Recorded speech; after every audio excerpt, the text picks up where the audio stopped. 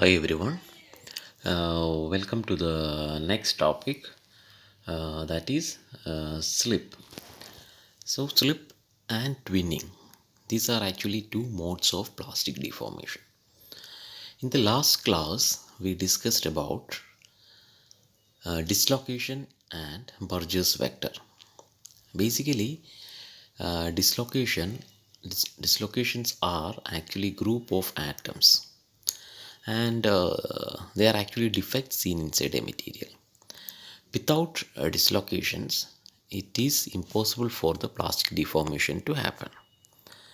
And when we applied load on a material, if you remember from the stress strain curve, after yield point to the ultimate point, there will be plastic deformation. And that plastic deformation happens by the movement of dislocations. So just remember one thing, dislocations are defect and dislocations are nothing but just group of atoms. And based on the arrangement, dislocations can be classified into different things, and that part we will discuss when we come to module 2. And Burgess vector is actually used to measure the magnitude and direction of dislocation. And coming to the topic today, slip. Actually, slip is one mode of plastic deformation. And when I will read the definition. When a sufficiently large shear stress acting parallel to the Burgess vector is applied to a crystal. Now you know Burgess vector, right? Is applied to a crystal containing dislocation. The dislocation can move through a process known as slip. That is, when we apply a shear stress on a crystal, that is Burgess vector, you know here it is directed from left to right. It can be directed from left to right or right to left, because where we will start the circuit matters, a Burgess circuit. So anyway, it is actually left to right or right to left, right? So, and when we apply a shear stress on a crystal, the Burgess vector uh, in a direction parallel to the Burgess vector, that is shear stress. Okay, the dislocation will move. How the dislocations will move? As I mentioned earlier, the incomplete plane of atoms will move from one point to another point. How they will move? They will make bond with immediate next plane, and so that next plane just bottom layers will make a bond with the incomplete half plane. അപ്പോൾ എന്ത് ചെയ്യും, ആ bottom ലെയറും incomplete half പ്ലെയിനും കൂടെ ഒരു full plane ആവും.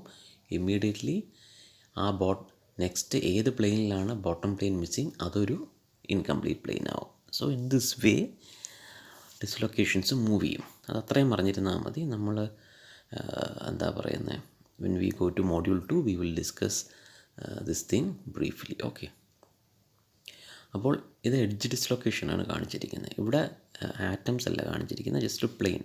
നമ്മൾ നേരത്തെ കുറേ റൗണ്ട് കാണിച്ചില്ലേ, അത് ആറ്റംസ് ആയിരുന്നു. ആൻഡ് ഈ ആറ്റംസ് തന്നെ ഇതുപോലെ പ്ലെയിനിലല്ലേ അറേഞ്ച് ചെയ്തിരിക്കുന്നത്, അപ്പോൾ ജസ്റ്റ് പ്ലെയിനായിട്ട് കാണിച്ചിരിക്കുക. അപ്പോൾ സോ ഈ ഡിസ്ലൊക്കേഷൻസിൻ്റെ movement when we apply shear stress on a crystal, ഈ ഗ്രൂപ്പ് ഓഫ് ആറ്റംസ് ഇങ്ങനെ മൂവ് ചെയ്ത് പോകും.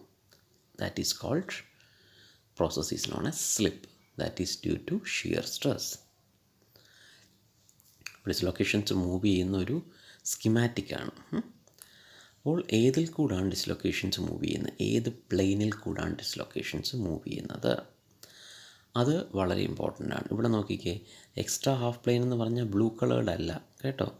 എക്സ്ട്രാ ഹാഫ് പ്ലെയിൻ എന്ന് പറഞ്ഞാൽ ഏതാണ് ഇൻഡിക്കേറ്റ് ചെയ്തിരിക്കുന്ന കണ്ടോ? ഓക്കെ, ഇതാണ് extra half plane. This point is this particular plane is called extra half plane. Okay, and the red line is called dislocation line. And Burgers vector എന്തായിരിക്കും, ഈ ഡയറക്ഷനിലായിരിക്കും അല്ലേ. അപ്പോൾ നമ്മൾ ഷിയർ സ്ട്രെസ്സിൻ്റെ അപ്ലൈ ചെയ്തിരിക്കുന്നുണ്ടോ, നമ്മളെപ്പോഴും ഒരു മെറ്റീരിയൽ ഷിയർ സ്ട്രെസ് അപ്ലൈ ചെയ്യും. ഇങ്ങനെ apply ചെയ്യുമ്പം ഡിസ്ലൊക്കേഷൻസ് എന്ത് ചെയ്യും, ഇവിടെ നിന്ന് മൂവ് ചെയ്ത് പോകും. അപ്പോൾ ഇങ്ങനെ ഉണ്ടാകുന്ന ഒരു പ്രോസസ്സാണ് സ്ലിപ്പ്. അപ്പോൾ സ്ലിപ്പ് എപ്പോഴും ചോദിക്കുമ്പോൾ യു നീഡ് ടു ഡ്രോ ഇങ്ങനൊരു സ്റ്റെപ്ഡ് ഫിഗർ വരയ്ക്കണം to show that the dislocation happens due to the shear stress. ഇനിയും ഈ ഒരു പ്ലെയിൻ കണ്ടോ, ഇപ്പോൾ ഒരു ലൈൻ മാത്രമേ ഉള്ളൂ. അങ്ങനെ ഒരുപാട്, ആ ലൈൻ ഏത് പ്ലെയിനിലാണ് കിടക്കുന്നത്? ഈ ബ്ലൂ കളേർഡ് പ്ലെയിൻ. അതിനെയാണ് സ്ലിപ്പ് പ്ലെയിൻ എന്ന് പറയുന്നത്. ബിക്കോസ് ആ dislocation movement happens in that particular plane. വേറെ പ്ലെയിൻസിൽ നടക്കുന്നുണ്ടോ? ഇല്ല. സോ ആ പർട്ടിക്കുലർ പ്ലെയിനിനെ സ്ലിപ്പ് പ്ലെയിൻ എന്നും പറയും.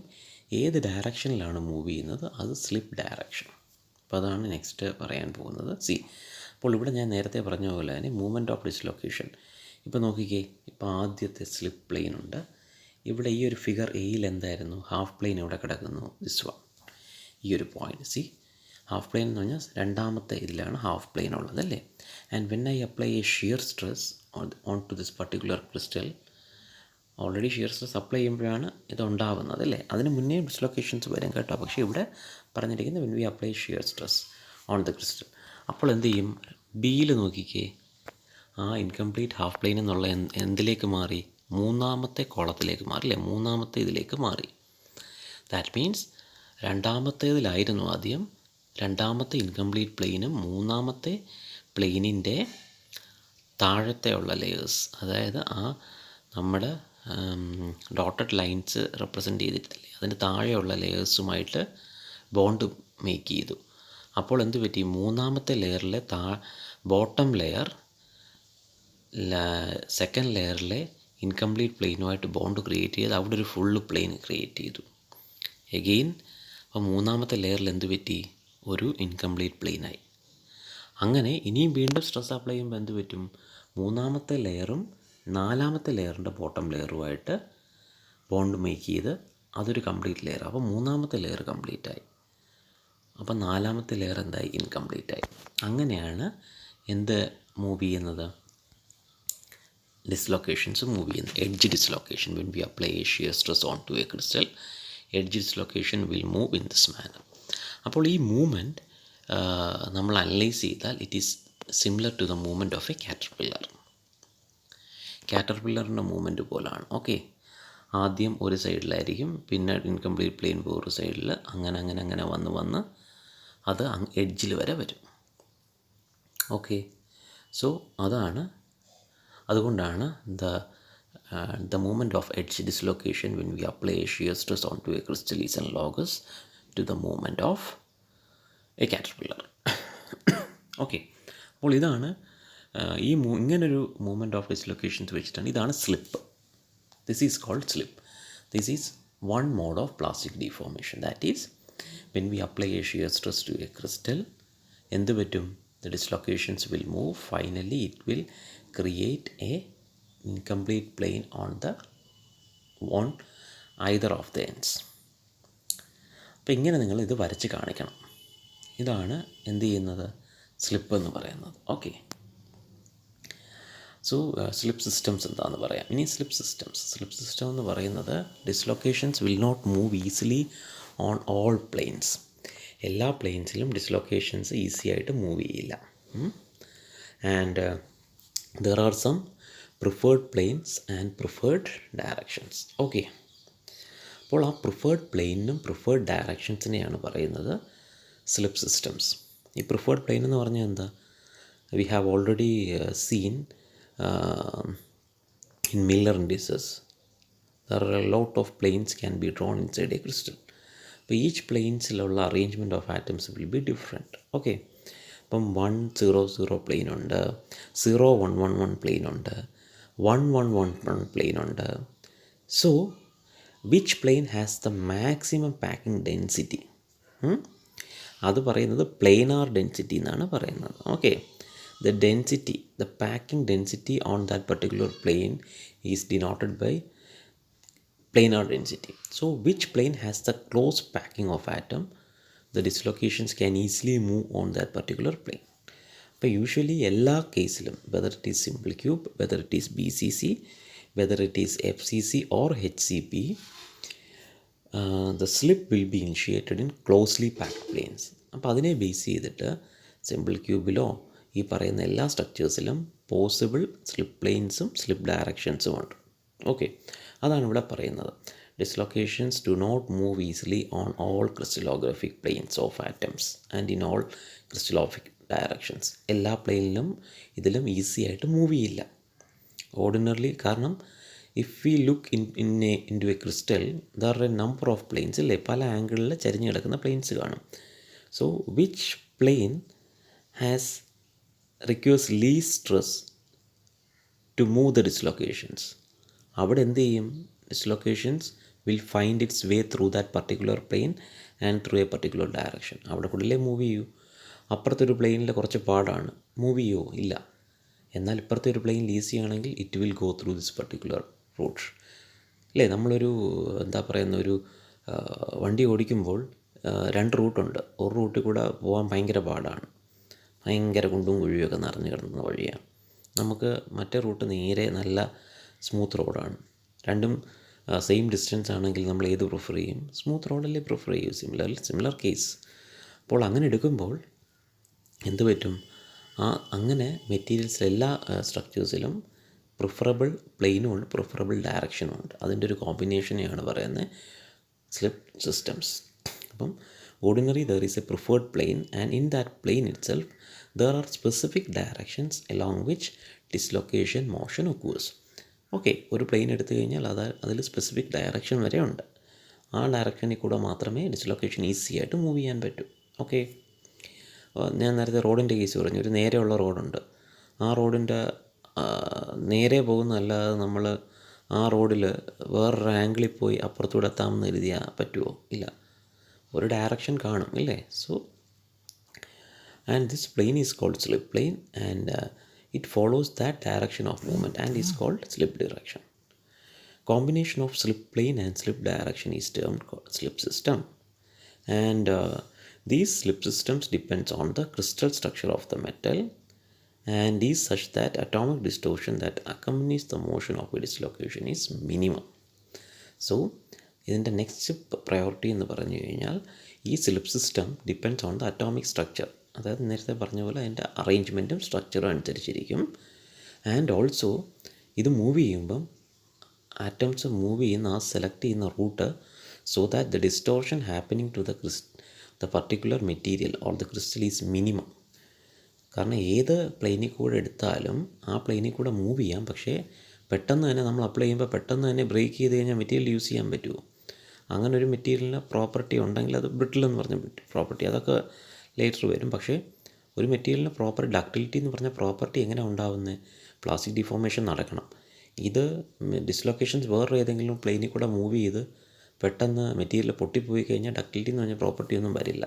അപ്പോൾ അത് യൂണിവേഴ്സൽ ലോയാണ്. അതായത് material will atoms inside a material will try to take the plane and direction such that the resulting distortion happening due to this particular deformation will be minimum. And അത് പറഞ്ഞ പോലെ അടുത്തത് slip plane is the plane പറഞ്ഞതുപോലെ has the most dense atomic packing. അതുകൊണ്ട് ആ പ്ലെയിനിലുള്ള density കൂടുതലായിരിക്കും. That is it has the greatest planar density. അതുപോലെ സ്ലിപ്പ് ഡയറക്ഷൻ എന്താ? Corresponds to direction in this plane that is most closely packed with the atom. It is called high linear density. Okay, and ഇവിടെ നമ്മളൊരു plane example കാണിച്ചിരിക്കുക. Slip planes are normally closed packed planes ആണ്. Slip directions എന്ന് പറഞ്ഞാൽ എന്താ? Normally closed packed directions. And if I can take a 111 slip system, figure a shows a 111 slip system within an FCC unit cell. 111 എന്ന് പറഞ്ഞു കഴിഞ്ഞാൽ എന്തിട്ടാണ് വെച്ചിരിക്കുന്നത്? It's actually a curly brackets, it's not normal parenthesis അല്ല. അപ്പോൾ അതെന്താണ്? Family of planes ആണ് indicate ചെയ്യുന്നത്. 111 പ്ലെയിൻ ബിയിൽ കാണിച്ചിട്ടുണ്ട് from a and 3 110 slip directions as indicated by arrows. ഇവിടെ കണ്ടോ 111 പ്ലെയിനും ഉണ്ട് ആൻഡ് 3 110 സ്ലിപ്പ് ഡയറക്ഷൻസും എടുത്തിട്ടുണ്ട്. Within that plane comprises possible slip systems. Okay, അപ്പോൾ FCC ഉള്ളൊരു പോസിബിൾ സ്ലിപ്പ് സിസ്റ്റംസ് ആണ് പറഞ്ഞിരിക്കുന്നത്. 111 പ്ലെയിൻ എടുത്തു and again 1110 3 directions. It can be 110 direction ആവാം, പിന്നെന്താ 101 ഡയറക്ഷൻ ആവാം, അങ്ങനെയുള്ള 3 എണ്ണം. ഓക്കെ, കാരണം ഇതൊരു സ്ക്വയർ ബ്രാക്കറ്റ് ആണെങ്കിൽ it will represent A single direction. ഈ ആംഗിൾ ബ്രാക്കറ്റ് ആണെങ്കിൽ എന്താ, ഫാമിലി ഓഫ് ഡയറക്ഷൻസ് അല്ലേ. അപ്പോൾ നമുക്ക് എത്ര പ്ലെയിൻ, ഇപ്പം നമ്മളൊരു ഫാമിലി ഓഫ് പ്ലെയിൻ എടുത്തു, 1 1 1 എന്ന് എടുത്തു. 1 1 1നെ ബാർ 1 ബാർ 1 ബാർ 1 എടുത്തൂടെ. അപ്പോൾ അതിനെ ബേസ് ചെയ്തിട്ട് എഫ് സി സിയിൽ ഒരു സ്ലിപ്പ് ഡയറക്ഷൻ 1 1 1 പ്ലെയിനും 1 1 0 ഡയറക്ഷനും ഒരു സ്ലിപ്പ് സിസ്റ്റംസ്. അതുപോലെ 1 1 1 പ്ലെയിനും 1 0 1 അടുത്ത സ്ലിപ്പ് സിസ്റ്റം. അതുപോലെ 1 1 1 0 1 1 1 1 1 1 പ്ലെയിനും 0 1 1 1 ഡയറക്ഷനും അടുത്ത സ്ലിപ്പ് സിസ്റ്റം. അങ്ങനെ എഫ് സി സിയിൽ ഓൾ ടുഗദർ ഒരു 12 സ്ലിപ്പ് സിസ്റ്റംസ് ഉണ്ട്. അപ്പോൾ 12 സ്ലിപ്പ് സിസ്റ്റംസ് ഉണ്ട്. അപ്പോൾ 12 പ്ലെയിൻസും 12 ഡയറക്ഷൻസും ഉണ്ട്. ഒരു സ്ലിപ്പ് സിസ്റ്റം എന്ന് പറഞ്ഞാൽ ഒരു പ്ലെയിനും ഒരു ഡയറക്ഷൻ. ഒരു എക്സാമ്പിൾ പറഞ്ഞതേ ഉള്ളൂ. അപ്പോൾ സ്ലിപ്പ് പ്ലെയിൻസ് എന്ന് പറഞ്ഞാൽ നോർമലി ക്ലോസ്ഡ് പാക്ക് പ്ലെയിൻസ് ആണ്. Slip directions normally closed pack directions. അപ്പോൾ ഇതാണ് എഫ് സി സിയിൽ ഞാൻ നേരത്തെ പറഞ്ഞതുപോലെ ഫാമിലി ഓഫ് പ്ലെയിൻസ് 1 1 1ഉം ഫാമിലി ഓഫ് ഡയറക്ഷൻസ് നോക്കിയേ 1 ബാർ 1 0. അപ്പോൾ എത്ര സ്ലിപ്പ് സിസ്റ്റംസ് ഉണ്ട്, 12 എണ്ണം. പക്ഷേ ബി സി സിയിൽ എത്ര, 1 1 1 0 2 1 1 1 3 2 1 3 2 1. അതുപോലെ കറസ്പോണ്ടിങ് ഡയറക്ഷൻസും ഉണ്ട്. അപ്പോൾ ഓൾ ടുഗദർ 12 12 24 48 സ്ലിപ്പ് സിസ്റ്റംസ് ഉണ്ട്. പിന്നെ എച്ച് സി പിയിൽ 3 എണ്ണം, 3 3 6. അത് ആക്ച്വലി മിക്ക എച്ച് സി പിയിൽ 3 എണ്ണമേ ആക്റ്റീവായിട്ടുള്ളൂ. ഓൾ ടുഗദർ ഇപ്പോൾ എഫ് സി സിയിൽ പറയുകയാണെങ്കിൽ 12 ഉണ്ട്. പക്ഷേ ആക്റ്റീവ് എന്ന് പറഞ്ഞു കഴിഞ്ഞാൽ 3 എണ്ണമേ ഉള്ളൂ. ഇതിലേക്ക് നമുക്ക് വരാം. അപ്പോൾ ഇതാണ് സ്ലിപ്പ് സിസ്റ്റവും സ്ലിപ്പ് ഡയറക്ഷൻസും. മനസ്സിലായോ? ഇനിയും അടുത്തത് ട്വിന്നിങ്. അപ്പം next mode of plastic deformation which is seen in material is twinning. അപ്പോൾ ട്വിന്നിങ് എന്ന് പറഞ്ഞു കഴിഞ്ഞാൽ ഇതിനെപ്പോലെ തന്നെയാണ്, അതായത് സ്ലിപ്പിനെ പോലെ തന്നെയാണ്, but it is another mode of deformation. സ്ലിപ്പിൽ എന്താണ്, the atoms will move, the plane will move linearly അല്ലേ, resulting in finally an incomplete plane will appear at the edge. But twinning എന്ന് പറഞ്ഞു കഴിഞ്ഞാൽ it's actually after deformation there is actually A mirror image of the atoms across A boundary. ഒരു deformation create ചെയ്ത് കൊടുത്തു കഴിഞ്ഞാൽ particular there will be A separate boundary ഉണ്ട്, അതിനപ്പുറത്തും ഇപ്പുറത്തും ഉള്ളൊരു മിറർ ഇമേജ് വരും. അതാണ് അതിൻ്റെ ഓറിയൻറ്റേഷൻ. സ്ലിപ്പ് എന്ന് പറഞ്ഞു കഴിഞ്ഞാൽ അതൊരു ഇൻകംപ്ലീറ്റ് പ്ലെയിൻ ഓഫ് ആറ്റം എഡ്ജിൽ വന്ന് ഫൈനലി നിൽക്കും. പക്ഷേ ട്വിന്നിങ് എന്ന് പറഞ്ഞു കഴിഞ്ഞാൽ എന്താണ്, ആഫ്റ്റർ ഡിഫോർമേഷൻ ട്വിൻഡ് മെറ്റീരിയൽ ആണെങ്കിൽ the atoms on one side will appear as A mirror image of the atoms on the other side and separated by a grain boundary. So twin boundary is a special type of grain boundary across where there is a specific mirror lattice symmetry, that is atoms on one side of the boundary are located as mirror image of the atoms on the other side. അപ്പോൾ ഇവിടെ ട്വിന്നിങ്ങും mainly ചോദിക്കുന്ന modes of plastic deformation ചോദിക്കാൻ ക്വസ്റ്റ്യനായിട്ട് you need to draw these figures and explain. അതുപോലെ difference between slip and twinning അത് നിങ്ങൾ വായിക്കണം കേട്ടോ. Difference between slip and twinning textile ബുക്സിൽ തന്നെ ഉണ്ട്. അതായത് slip in may be like one or two interatomic distances. Twinning എന്ന് പറഞ്ഞു കഴിഞ്ഞാൽ ലാർജ് ഇൻട്രറ്റോമിക് ഡിസ്റ്റൻസ്. ട്വിന്നിങ് എന്ന് പറഞ്ഞു കഴിഞ്ഞാൽ മിറർ ഇമേജ് ആണ്. സ്ലിപ്പിന് അങ്ങനെയില്ല.